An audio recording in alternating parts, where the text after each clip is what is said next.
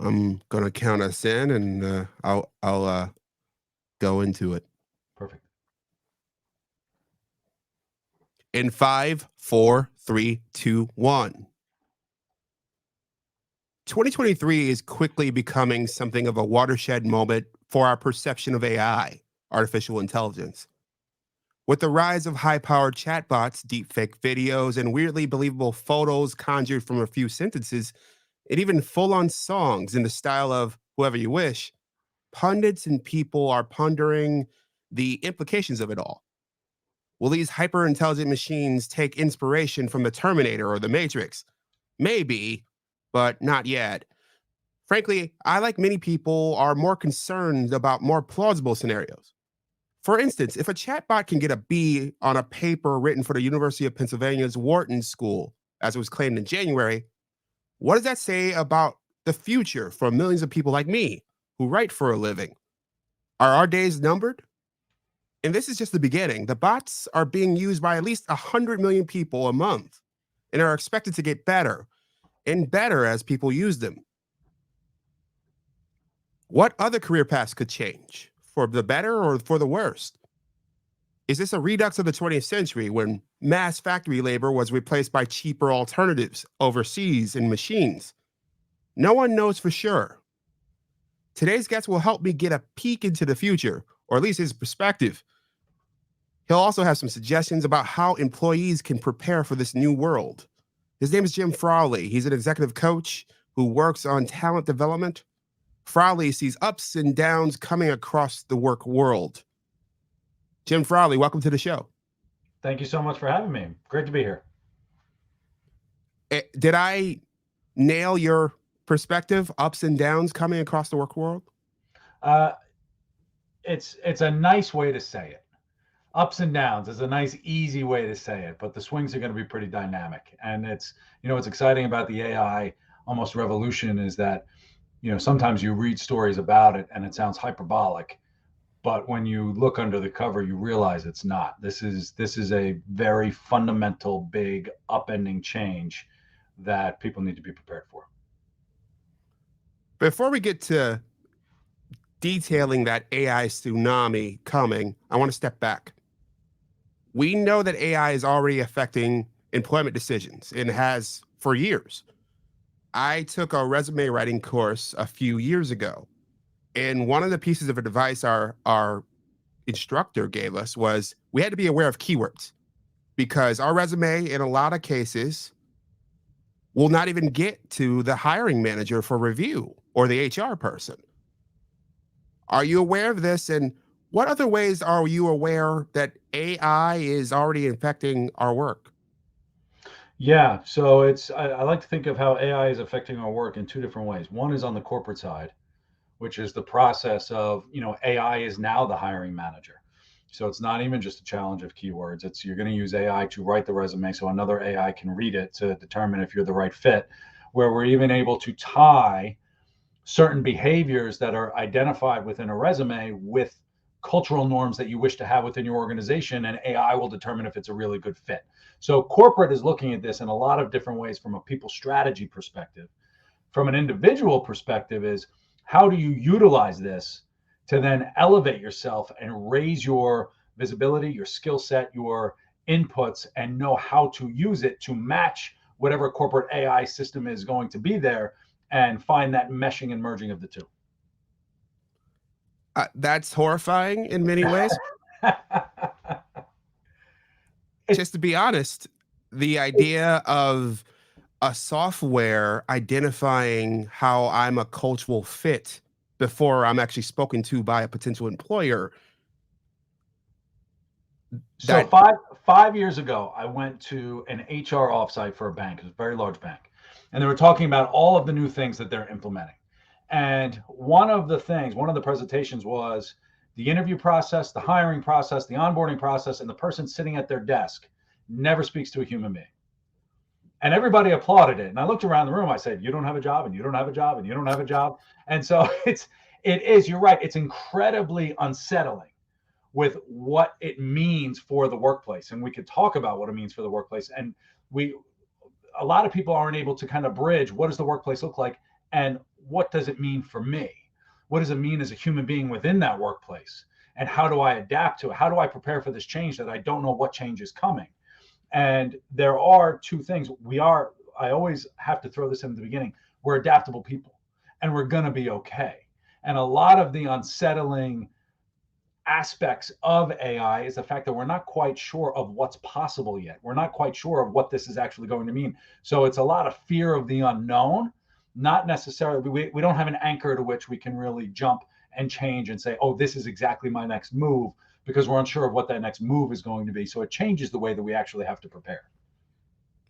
I want to move back to that room and the applause, and that's at least 5 years that some companies have been using this. And from what we've heard, some of the results have shown bias. Yes. How can employers and employees navigate that? Yeah, it's important to note when we think about, you said at the very beginning, will it replace all of us and what makes us uniquely human? And um, effectively, right now, AI is just a really fast conglomerate of information. And when we are naturally biased, which we're learning a lot now, especially in the workplace, a lot of the decisions we've made going back to when business started, like 50, 100 years ago, all of these businesses that have been in business for 50 or 100 years, it's just evolved into these certain ways, and biases have been built into the decisions and the formats and why we use cubicles and all of these different types of things. There is bias in that. And we just take these things for assumptions, or we have these assumptions, we just take them for granted. And when AI works, it incorporates all of these natural biases that we have already put into it. We're aware of this bias. And some of the work now, it's still new, it's still in an early stage, will be how do you balance that bias into something that's actually valid information? What is it incorporating that was based on an unfounded belief that's not actually truth, and what does truth mean? So there's a lot of ethical discussion in terms of what does AI mean, how does it really benefit the organization, and as we try to implement these into an organization, that's top of mind. It's incredibly important for a robust diversity, equity, inclusion division within the organization, a policy, a cultural aspect of it, to make sure that we're using this in the right way and it's accommodating what we really want from our organization. That's one of the reasons why I find it weird that we're giving these clearly flawed entities more power, or we're about to. It seems like something that's fraught with lots of pitfalls. And I'll play the devil's advocate to that. Humans are naturally flawed as well. And so when we take a look at self-driving cars versus an individual driving it, eventually it's just going to be too expensive to insure a human driver because the cars are going to be that good. They're still learning. They're still doing it. Doesn't mean it's bad at this point, but it still has a lot to learn and it still has to do that. That's what intelligence is. As a young child, you still have a lot to learn and it has to develop. And so it's almost, do you adopt it now? Do you wait until it gets better? Or do you teach it so that it can be what it is that you want it to be 5 years down the road? This isn't a short term rip the band-aid, we're going to implement this and everything's going to be fine. This is now a core component of ongoing business that is going to develop and evolve as it goes on, where you're going to be nurturing this as an important, almost as a C-suite member. You've got your CEO, your COO, your CMO, and your AI. And that's going to be sitting in the C-suite. And we have to think about that as an ongoing developing thing. It's going to have to be taught. It's not coming with all the right answers. We're going to have to teach it what those right answers are going to be. On the right answers and on bias, are you aware of specific instances where AI has approached their work with bias? Yeah. Oh, and you see stories about that quite a bit where you make certain requests and they come back with these. And I think Bing just had a big blow up about this, or Google, one of them, where it just came out with this ridiculously racist kind of answer on one of the requests. And people looked and they gasped and they said, I can't believe this actually came out. And so they went back and they said, where did this information come from? And this isn't, obviously this isn't accurate. And so this is the type of work that's going to have to, and we're going to have to figure out, where does bias end versus what's truth? Eventually, there's a gray area that we're going to have to figure out and define. but that's part of the ethical part of who's responsible for the AI and developing the AI within your corporation. Each organization is going to have their own AI. We see them as these separate entities right now, but we're going to be developing AI so that it's going to be individual to corporate, it's going to be individual to people, and each person is going to be responsible for developing. Yes, that's an appropriate answer. No, that is fundamentally wrong as an answer. And it's part of that ongoing development that we're going to have to do. If you look at ChatGPT, they have parameters within it so that you can't get these fundamentally flawed responses. And people have been testing it to try and get around it just to see how it really works. And some of them are trying to teach the AI that you're actually not an AI and doing all of this different types of work. So there's a lot of possibility and limitations currently, but we're going to have to test those boundaries and test what that looks like. And it will continue to learn and evolve and get better. Have you heard of success stories? From AI in terms of eliminating bias, I would say yes. Um, Mostly because when we ask information, it provides us, it compiles information that we may not have been aware of as an individual. So every human we know has bias of some sort. Some of it's incredibly overt, some of it is not, and it's more of these just deep grained kind of assumptions from our learning from throughout our lives and everything else, where we don't even know it's a bias. And so we've got these unconscious biases and we're learning, and there's a countless number of them. And a lot of really good organizational work is being done in terms of how do we eliminate these bias in these types of decisions into buying decisions and hiring decisions and everything else. When we use AI for this on why this person may be better versus not, it's very heavily weighted on logic versus emotion. And so when we find that this logically makes a lot more sense rather than what our emotional thing is, it allows us to question our uniquely human aspect to this. And the uniquely human aspect of AI, what we bring to it over AI, it's a tool right now. It's not a replacement. So it's informing our decision in a good way where we can say, oh, okay, so now do I have a bias in this hiring decision? Do I have a bias in this buying decision? The chatbot and AI is telling me I should naturally go this way. What's preventing me from doing this? And again, it's not truth, it's not belief, it's just another data point that can inform our decision. And we should accommodate that in the right kind of way. It's very early days with this technology, but are there specific industries that you see reshaped by AI in the coming few years? Yeah, I hate to be hyperbolic, but this is going to be fundamentally different for everyone. I'm going to see AI majorly in the financial industry. We see it already with blockchain and cryptocurrency and everything else. It's going to be doing that type of work. I could see it incredibly disrupting the real estate industry. I could see it incredibly disrupting the legal industry, simply because it's doing thinking for you. Um, but not just on an industry perspective. I would take a look. It's across. I would say it's almost industry agnostic. I would almost look in departments. It's going to fundamentally change marketing departments. It's going to fundamentally change accounting and finance departments and the way that we work. And so what I tell people to do is, organizations are looking at AI to supplement their employees right now. But what they're realizing, especially with 3 years of COVID and people have been working virtually, and we know how productive they've been or lack thereof, is they're realizing they could probably get along with maybe 50% of their workforce. And so now, how do you say, all right, I'm going to keep 50% or less of my workforce? These people have to know how to use AI to augment the 50% that we lost. And so now, as an individual, you have to position yourself as, I'm aware of what AI can do. I need to be in that top 50% so that I could be retained within the organization, so that I can continue to bring value to the organization. And that's what's going to be, I wouldn't pin it on one particular industry getting changed. I would pin it on individual divisions within an organization, regardless of industry. Every individual listening to this should start becoming familiar with it so that you can be in that top 50%, because it's going to be table stakes for anyone getting hired or retaining their job in the next decade. I want to talk about a phrase that you used, and I Mhm. think it's really interesting. Doing thinking for you. Yeah. What do you mean by that? It's so a lot of what's nice about AI, and I think about this from an entrepreneurship standpoint, I think about this from a corporate worker standpoint, is oftentimes we really like the mundane work because it takes the pressure off. And we could just kind of do the pushing papers and doing this little tiny thought process of an Excel doc or whatever.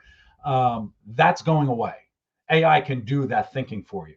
What we're going to have to do is find a new way to think. And that's the real crux of a lot of the executive development work we're doing is what's the new way to think in this new economy? How do you think of parameters? How do you think in terms of what's possible? When we think about what's uniquely human, and thinking about journalism, how AI can disrupt journalism, and AI can write an article no problem. It's not as good as when a human writes it, but the human still has to say this is an article that needs to be written, and this is a story that needs to be told. AI is not at the point to be creative and generative and bring all of these new ideas of what's possible and what we should be doing at this point. It may get there, but that's what makes us human. We have to change the way that we think in terms of if a company's paying me 100, 200, $300,000 a year, how can I create work utilizing AI that's going to bring that kind of value to the organization? That's how you're going to remain relevant in the new economy. That's going to be the very important way of, yes, we can think, but we have to think in a very new way. Any sense of when we'll get there where AI can make those decisions? I don't. I wouldn't be surprised if it's very soon.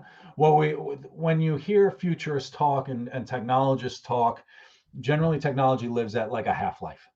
So if it takes you 100 years to get somewhere, it's going to take you 50 years to go double, 25 years to go more than that. Effectively, we've made the equivalent of 3 centuries of advancement in technology in just the first 20 years of this century. So we've done the 20th century from horse and buggy up to iPhone. We've done that 3 times in these first 20, 23 years of 20 of the year the new century. So when we sit and think about how quickly AI has developed, it's like chaos theory. One thing will develop, another thing will develop, another thing, and it's going to become so quick. The change is going to be so fast that we're not going to be able to keep up. I don't know when that's going to be. I would not be surprised if we're seeing fundamentally different things in the next 5 to 10 years. The world in the next 5 to 10 years, I would argue, is going to be fundamentally different than anything we're doing today. That brings me to where I wanted to go next. You mentioned that we're very adaptable people, and you're a guy who works with people to help us adapt. You work in talent development among other things. So within that 5 to 10 years and beyond, we're all at different points in our career. So I want to touch on people at different points of their career and how you would suggest they adapt. Let's start with someone who is just getting out of college. What would you say to them and how you would suggest that they approach AI? Yeah, so it's the first thing I'll say, and this is true for anybody, regardless of generation. I feel like the younger generation has a very different perspective on work than the older generation, and they're going to be fine, and they're more of an entrepreneurship mindset. Um, when we're preparing for change, when we don't know what change is coming, what I like to tell people in terms of any change management is macro change is a distraction. But macro change requires a focus on the micro individual. The one constant over any type of change is the person responding to the change. So naturally, we're taking a look at AI and what's going to happen to me and how am I going to receive this change and how am I going to, it's all external and it's going to happen. We have to come up with our philosophy on what do we believe as individuals? What are we doing physically? What are we doing mentally? And what are we doing socially? Those are my 3 categories to prepare ourselves for whatever change hits us. So physically, the food you eat affects the way you think, like all of that stuff. We know what we're supposed to do. We never do it, but we do it. Get your sleep, yada, yada. But what do you believe so that you can ask really good questions? Because when change is thrust upon us, it's not about setting goals. Your ultimate decision point or your ultimate goal right now is to be able to make really good decisions in the moment. And that's when we think about kids coming out of college is what are the really good questions you can ask? And the definition of a question, we never pause to think about what a question is. The definition of a question is a request for information where we legitimately do not know the answer. And so one of the big things we have to do is eliminate any assumption on what's going to be coming or the way things are supposed to be and ask really good questions about what's happening and what's possible of us and what do we believe and how can we challenge status quo in a really healthy and dynamic way with our social network that's around us. Are younger people better or worse prepared to do that? Better prepared, much better prepared, because they have less of the assumptions and expectations that have been built up over time. I think the kids growing up now in their early 20s, graduating college, have had much more exposure. Boomers are going to have a very difficult time, but they're also becoming less relevant. They're going to be moving out of the workforce pretty much completely. Gen X has a taste of it, but Gen X has an identity challenge right now in terms of what are the assumptions I've had working over the 80s, the 90s, the early 2000s, and how can I shed those assumptions, because those assumptions are quickly becoming irrelevant in terms of making yourself relevant in the new economy. So how do you shed those assumptions? We like to hold on to our assumptions. We like to have these types of expectations that we think things are going to happen. How do we shed those and almost relearn the way to interact with the workplace, with the people, with everybody around us, using AI as a substitute? It's going to be a much harder challenge for the older generation, but still I'm possible. But still I, possible. I'm in a slightly older generation. I'm in my mid to, I guess, late 30s or at this point, I suppose. So so your suggestion to us would be to work on our assumptions, to Yeah. rethink what's possible. Rethink what's possible and rethink every assumption that you have, period. So we're going to have to shed your expectations. So many of my clients, for a perfect example, I have clients who expect to consistently move up in an organization. That's not going to happen. Okay, how do we rethink what's possible about, where does your end game really go? What are you looking to do? You've got, I mean, in your late 30s, if you're an individual in your late 30s, what's this world going to be like in the next 30 years? You have at least a 30-year runway in terms of working. You've got at least a 50-year runway in terms of life, if not 60 or longer. That's more than double what you've already lived. Now, you have an expectation in your mind. You may not have articulated it, but you have, I'm going to work and I'm going to do this. I'm going to retire at 65. I'm going to do this. And those rules are really out the window. There are no rules in terms of the way AI is going to change, the way the workplace is going to change. So we have to grasp and grapple with, what I had expected my next role. I had expected where I was going to develop. I had expected I was going to work until 65 in a corporate office and do this. That's probably not going to happen. So if that's not going to happen, how do you take a step back and say, okay, well, maybe this type of work, and how do I change industries, and how do I continue to evolve myself as an individual? We have to be okay with the fact that you may not be in your industry in 10 years, and that's okay. How do you look to move an industry? How do you shed, whatever that assumption of where you thought was going to go? The cards are really off the table in terms of what's possible. So in other words, be ready to pivot. Be ready to pivot. Yes. And it's an easy way. It sounds so much easier than it really is. When I think about being ready to pivot, this takes deep conversations with an individual. A lot of the senior executives I'm working on now, most of the work is rethinking executive development, not teaching them a skill, but more about how do you have a conversation in your head of, how are you satisfied? What's your value? Right? Are you satisfied with your lot in life and where you currently are? And if you're not, how do you get satisfied? A lot of people talk about happiness, but happiness is really just an equation of, have you met your expectations of yourself? And are you satisfied? We're really looking at satisfaction of where you're going to go. And if you're not, where has your attention been and where has your focus been? What is your belief system in terms of, do you believe that you're always right? And is your belief a truth? And I would argue most people don't have a belief system until they can understand why somebody would believe something different. This is core to just humanity that we haven't really explored. We haven't had to explore over the past 30, 40, 50 years. We got a little taste of it with COVID. People got stuck at home. They were forced to have these conversations in their head. They weren't ready to do it. We saw drinking go up through the roof. We saw a lot of insecurities come out. We saw a lot of mental health issues. We're going to be seeing similar things with AI, and we have to grapple with that as an individual. We lie in the bed that we make. And this is the work that the people who are going to be successful in this new AI economy are going to be comfortable with who they are as an individual and doing that type of work first, so that they're able to make and comfortable making really good decisions when the time is coming. And you mentioned boomers. Most of them are either at retirement age or just about there, and they should have a harder time with this, you presume? I do. I think they're going to, when we, this is going to sound terrible to boomer listeners, but they like their assumptions. and boomers know the answer all the time. You know, I have this theory that kids are happy because they're constantly learning. Adults are miserable because we always have to have the answer. We've stopped learning. Hmm. And so boomers love to be right. And not all boomers, my parents are very good. They ask good questions and everything else. But when we shed assumptions in terms of what's possible, I mean, this is bigger than just the workplace. This is geopolitical concerns. This has assumptions on the way that money is supposed to work. This has assumptions on, you know, this isn't just in this bottle of, do I get my work done Monday through Friday, 9 to 5? Can I work from home versus in the office?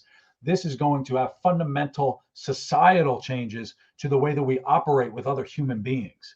And so when I think about boomers and older generations, is what's the fallout from AI and the way that we operate? Can they keep up? Because when you're not keeping up, there is a fear you're going to be left behind. And that is going to be a bigger challenge for the boomers as they prepare for retirement. What do you do with your time and everything else? But how do you stay relevant if you need to stay in the workforce? A lot of these people aren't ready for retirement from a financial perspective. How do you stay relevant in the workforce? And there's a fear they're going to be left behind. Start getting familiar with these types of things and asking good questions, because the assumptions of you maintaining a job in your 50s and 60s and 70s, that is not necessarily an assumption that's going to remain relevant. Give me an example of a fundamental societal change that you expect from AI. A fundamental societal change, I would say that's a good question. Short term or long term. So when I think about, let's go long term, you've got self-driving cars. Like when we think about what's possible with self-driving cars, we don't need traffic lights, right? How does that change? How does your general commute to work change when suddenly nobody's driving to work because, or everybody's driving to work because you got a self-driving car, but your car doesn't sit in your driveway anymore? And how does that just change your behavior? How does money transfer between one person and another through blockchain or crypto or some kind of, you know, what does that do to the US dollar and a state-backed currency? How does that change and evolve in terms of people no longer want to use this versus a crypto?